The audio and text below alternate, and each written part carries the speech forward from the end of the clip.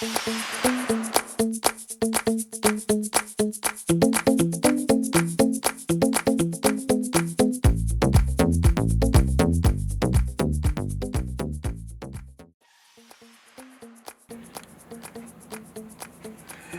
tardes, Dios les bendiga a todos, hermanos y amigos. Permítaseme leer una porción bíblica para presentar a la predicadora de la noche. Dice la palabra en Jeremías 33:3. Clama a mí y yo te responderé y te enseñaré cosas grandes y ocultas que tú no conoces. Y con estas palabras introducimos a nuestra hermana Sandra Madoni, que va a traer la palabra orientadora en esta tarde. Gracias, hermano. Hola, yo soy Sandra Madoni Bauer, soy de la Iglesia Nueva Creación con los pastores Marrero, Consuelo y Manuel Marrero. Es un placer y un privilegio predicar la palabra y gracias por esta oportunidad.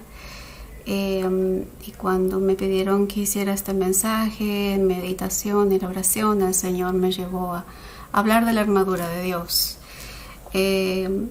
Y estuve haciendo algunos estudios y esto está basado en parte a un libro que escribió Gary Stone que se llama There is a Crack in Your Shield. Hay una rajadura en tu escudo. El versículo central es en Efesios, en el libro de Efesios 6:12. Porque no tenemos lucha contra carne y sangre, sino contra principados, contra potestades, contra los gobernadores de las tinieblas de este siglo, contra huestes espirituales de maldad en las regiones celestes. Por tanto, tomad toda la armadura de Dios para que podáis resistir en el día malo y habiendo acabado todo, estar firmes. Bendito sea el Señor. Voy a hacer una pequeña oración. Padre Celestial, yo he orado mucho por este momento y te pido por favor que cada corazón, Dios mío, que escuche esta palabra, reciba tu palabra de aliento, tu palabra de exhortación, tu palabra de compañerismo, de alegría, que nos dice a todos, ustedes no están solos, yo estoy contigo. Señor, que tu palabra dé fruto al 100 y al 100 por 1 en el nombre de Jesús. El Señor a través de Pablo nos instruye sobre la protección que debemos tener como cristianos. Nos recuerda que estamos en una guerra espiritual contra enemigos invisibles. Para pelear esta batalla también nuestra armadura es invisible. Sin embargo, Pablo utilizó el uniforme del soldado romano de su época y Pablo lo describe a continuación. Estad pues firmes, ceñidos vuestros lomos con la verdad y vestíos con la coraza de justicia. Y calzados los pies con el apresto del evangelio de la paz. Sobre todo tomad el escudo de la fe con que podáis apagar los dardos de fuego del maligno. Y tomad el yelmo de la salvación y la espada del Espíritu, que es la palabra de Dios. Y así continúa Pablo, orando en todo tiempo con toda oración y súplica en el Espíritu y velando en ello con toda perseverancia y súplica por todos los santos. Bendito sea el Señor. La importancia del uniforme para el cristiano, de esa armadura, es porque estamos en una guerra espiritual. Y para tener ventaja contra el enemigo en esta guerra espiritual, nuestra armadura también es espiritual, es invisible, no la vemos. Nadie se pone un casco para salir a la calle. Yo quisiera empezar por el yelmo de la salvación. El yelmo de la salvación es importante porque por más que un soldado vaya con el resto del equipo, aunque tenga su coraza de justicia, que tenga su espada, su escudo, sus sandalias para la guerra, si no se cubre la cabeza está desprotegido. ¿Y por qué es eso? ¿Por qué es eso tan importante?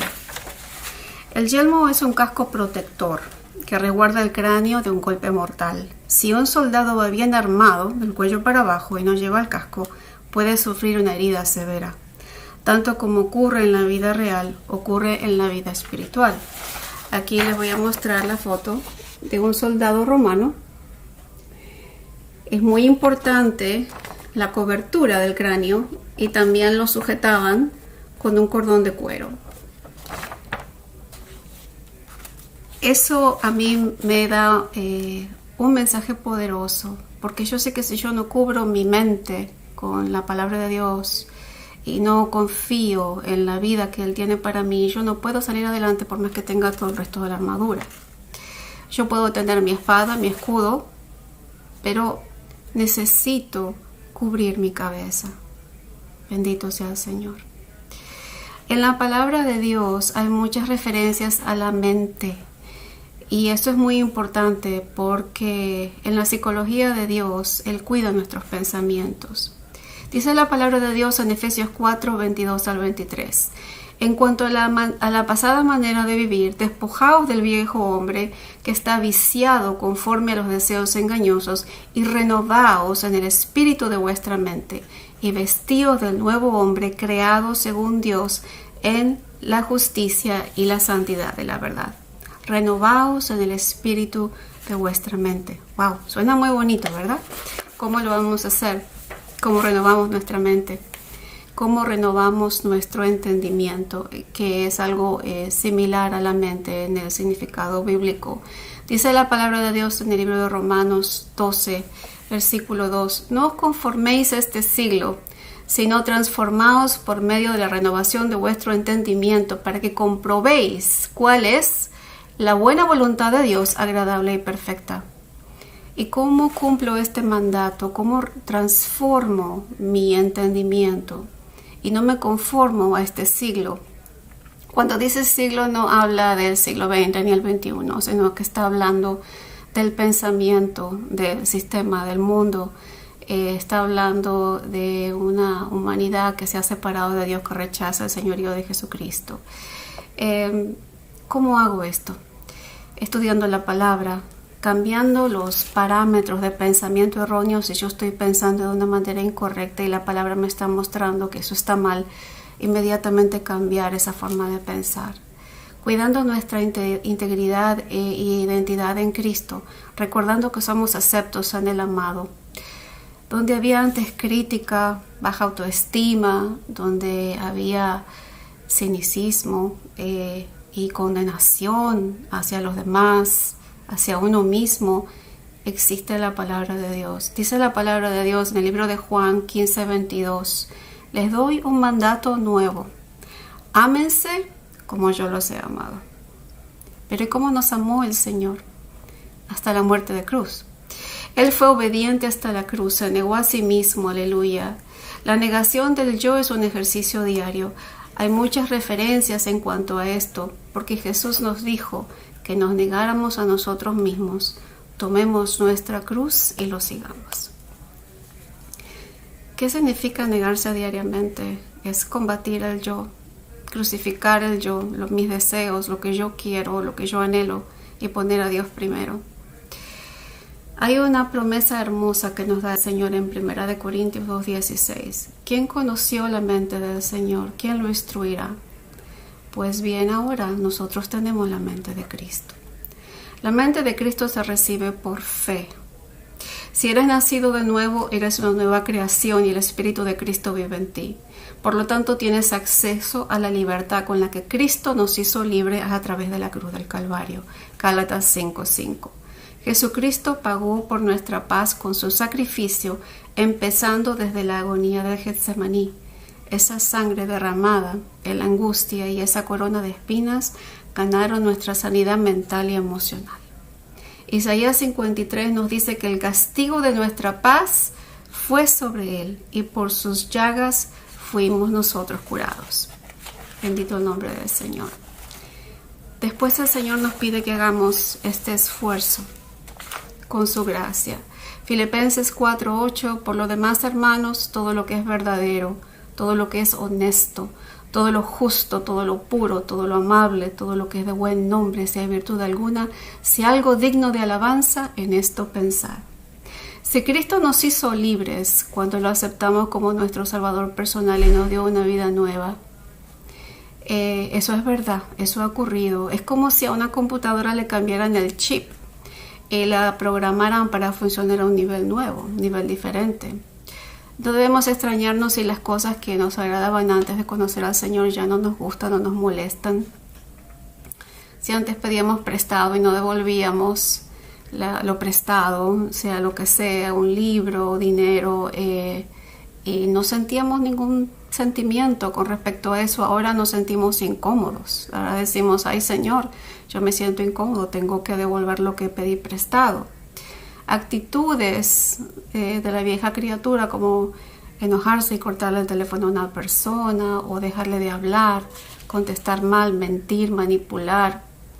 Todo eso es de la vieja criatura. Al recibir la mente de Cristo, por fe, nos preguntamos, ¿qué haría Jesús en mi lugar?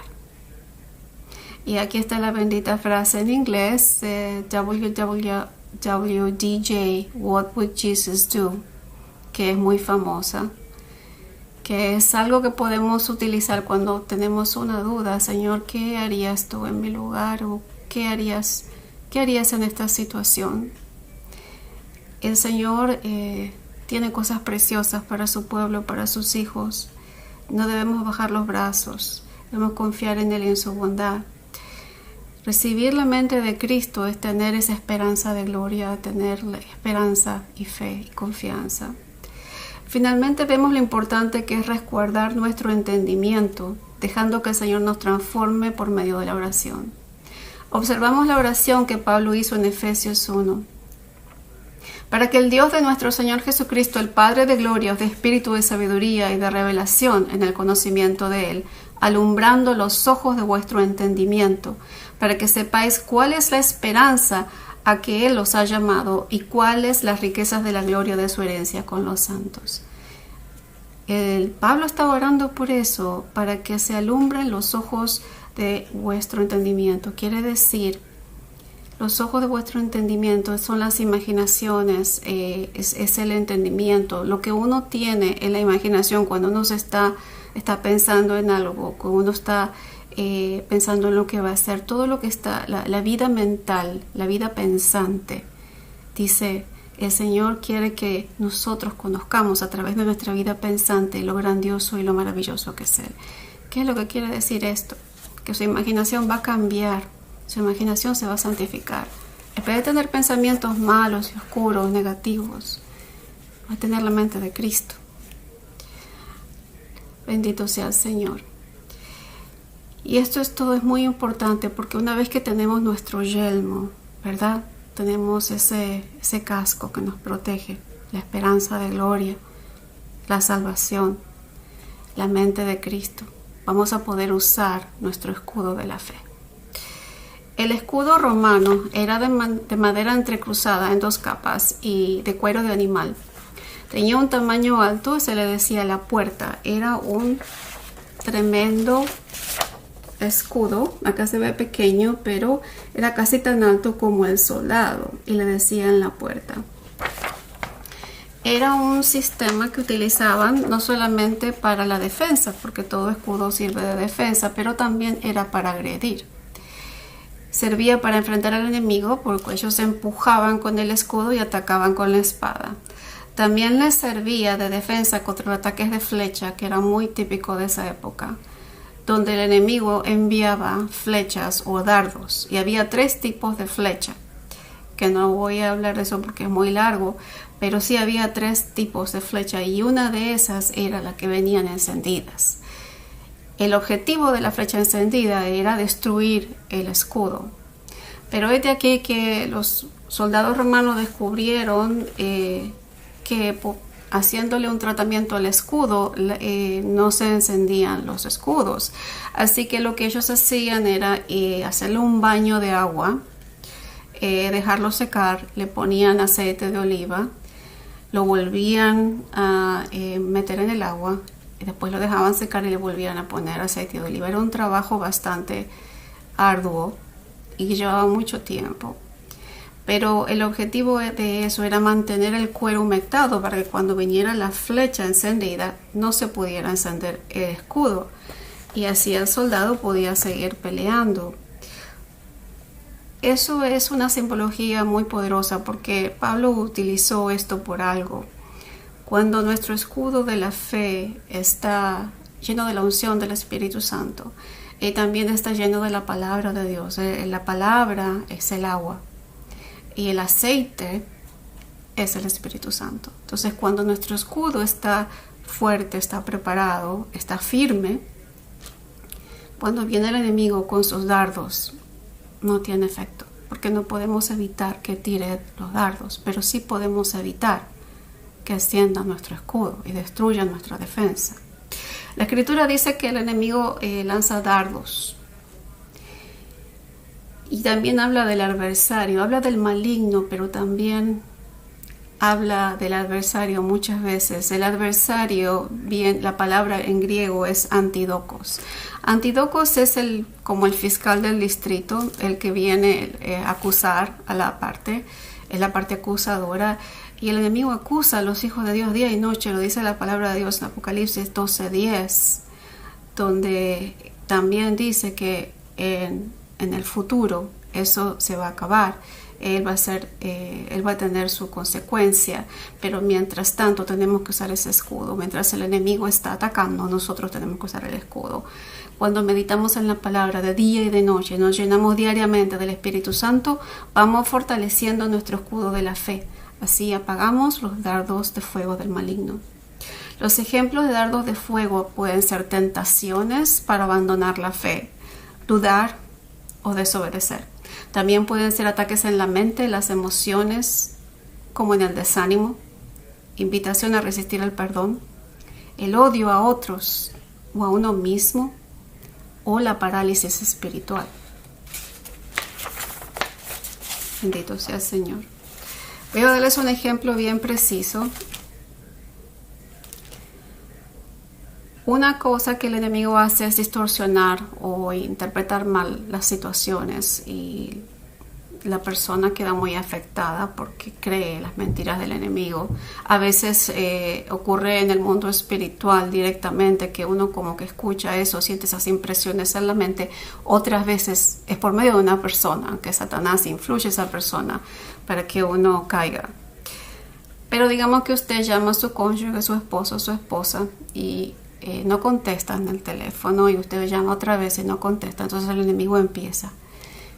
Mire, si usted viene de una historia familiar de divorcio y adulterio, se ha tenido malas experiencias, se ha visto cosas tristes, el enemigo aprovecha esa herida para poder atacarlo.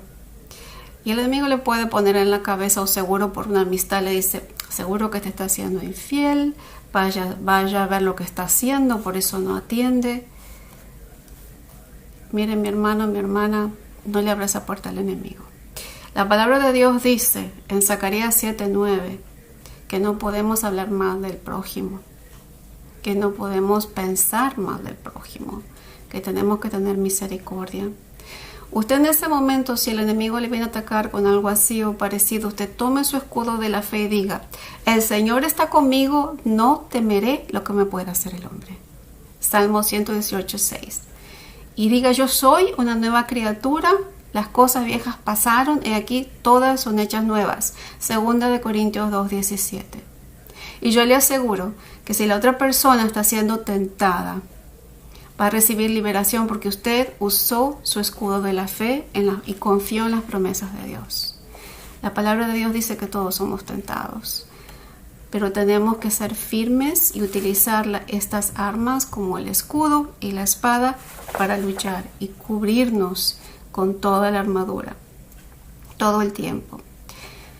No sé si cuando ustedes leyeron ese versículo se dieron cuenta, y eso es algo que yo me pregunté, ¿por qué está el escudo de la fe y la espada del Espíritu en el mismo versículo? ¿Por qué Pablo no lo puso por separado? Entonces cuando yo traté de pensar en cómo se usa esta arma, dije, pero esta arma hay que usarla juntamente con la espada, no se puede usar solamente con el escudo. Y hoy entendí por qué hay que usarlo juntos, ¿verdad? El soldado llevaba una espada de 2 filos que se llamaba una espada corta, no es la que yo me imaginaba, pero estudiando es este tipo de espada. Es una espada corta, no como una daga, pero es mediana y tiene 2 filos. Ustedes pueden ver que tiene los 2 filos, como dice la palabra de Dios, que tiene los 2 filos. Entonces, Esa espada es la que usaba el soldado para un enfrentamiento de cuerpo a cuerpo. Él tomaba el escudo y tomaba la espada y utilizaba las dos al mismo tiempo.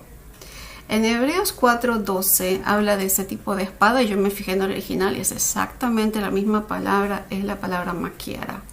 Porque la palabra de Dios es viva y eficaz, más cortante que toda espada de 2 filos, y penetra hasta partir el alma, el espíritu, las coyunturas y los tuétanos, y discierne los pensamientos y las intenciones del corazón.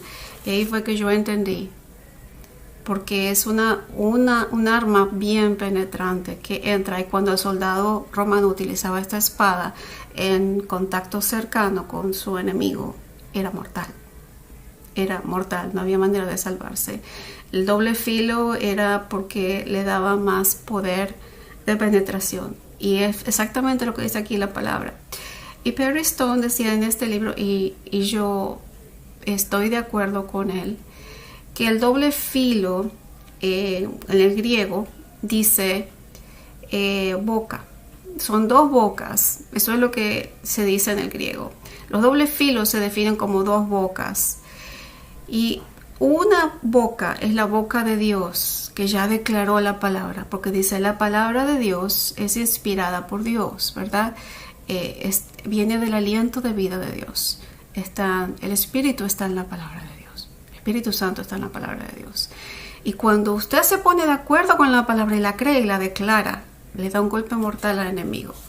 Cuando el enemigo lo viene a atacar y le da esa palabra, el enemigo tiene que huir. Bendito sea el Señor. Cuando la palabra está ungida por Dios y es precisa para el momento que usted está pasando, se llama rema. Hay una distinción en la palabra. En el griego hay 2 palabras para eso. Una es el logos, que es el verbo divino en el que habla el libro de Juan, y el otro es el rema, la palabra específica que usted necesita para su situación. Y un ejemplo del rema es lo que Jesús usó en el desierto cuando él estaba siendo tentado. Cuando el enemigo vino y le dijo al Señor Jesús: si eres el Hijo de Dios, haz que estas piedras se conviertan en panes. Jesús citó Deuteronomio 8:3, que dice que no solo de pan vivirá el hombre, sino de toda palabra que salga de la boca de Dios. Lo que le quiso decir Jesús es que el hombre no solamente tiene necesidades materiales, sino necesidades espirituales. El hombre tiene necesidad de Dios más que de pan. Entonces, ese es un ejemplo del rema, de la palabra divina del Señor. Bendito sea Jesús. Aquí vemos a través del yelmo de la salvación, del escudo de la fe y la palabra que es de Dios, que viene del Espíritu Santo. Si usted utiliza estas armas que son parte de la armadura, y lo invito a buscar el significado de los demás, porque hay libros enteros y hay sermones enteros escritos solamente de una parte de la armadura. Es muy profundo. Yo les estoy dando lo básico, pero es algo que me ha servido mucho a mí en mi vida espiritual. Cuando el enemigo ataca con enfermedad, con problemas de familia, el enemigo viene a traer mentiras y viene a quitarle la fe. Quiere destruir su escudo de la fe, quiere bajarle los ánimos, quiere que deje de pelear. Pero usted acuérdese que el Señor le dio su armadura y tiene que tomarla por la fe. La palabra de Dios nos dice que estamos en guerra contra un enemigo invisible. Así que debemos tener nuestra armadura siempre lista. Hoy vimos la importancia del yelmo de la salvación, del escudo de la fe y la espada del Espíritu. Recordemos que tenemos la mente de Cristo. Una mente que va más allá de lo visible, que percibe lo espiritual, que ve las cosas con los ojos de la fe y declara la palabra, que es la espada del Espíritu. Pablo dijo en 2 Corintios 2:4, creí, por lo cual hablé. Los invito a pensar, ¿en qué estoy pensando últimamente? ¿Dónde se va mi pensamiento? ¿Son pensamientos de fe o pensamientos de derrota? ¿Son pensamientos de gozo en el Señor o son de tristeza? ¿Cómo ve el futuro? Dice la palabra de Dios en Jeremías 29:11 que Él tiene buenos planes para con nosotros. El enemigo no, pero Dios sí. Él tiene grandes cosas para su pueblo. Y cuando lo buscamos a Él de todo corazón, Él nos muestra las cosas. Los invito a pasar tiempo con el Señor. Él está deseoso de pasar tiempo con ustedes. Yo hago mis devocionales diarios y me levanto hablando con el Señor. Es lo primero que veo y digo en la mañana. Hable con el Señor como si fuese su papá, un amigo, un hermano mayor, lo que sea que usted necesite. Él lo tiene en su mano. Él tiene grandes cosas. Ríndase a Él de todo corazón. No le deje nada a un costado. Entréguese en cuerpo, alma y espíritu al Señor. Porque Él tiene la victoria para usted y su familia. Dios me los bendiga. Y voy a hacer una pequeña oración.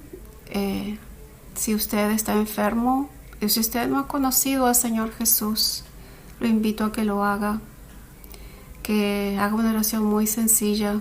Dígale: Señor, entrego mi vida a ti. Reconozco que soy un pecador y que te necesito. Te acepto como mi Salvador personal y creo que tú puedes salvarme, que moriste en una cruz por mis pecados y resucitaste de los muertos. Ahora voy a orar por los enfermos. Padre Celestial, hay muchas personas padeciendo en medio de esta epidemia, pero esta epidemia no tiene poder contra ti, Señor. Nosotros confiamos en tu mano de amor y misericordia y sabemos que pronto saldremos de esta crisis, Señor.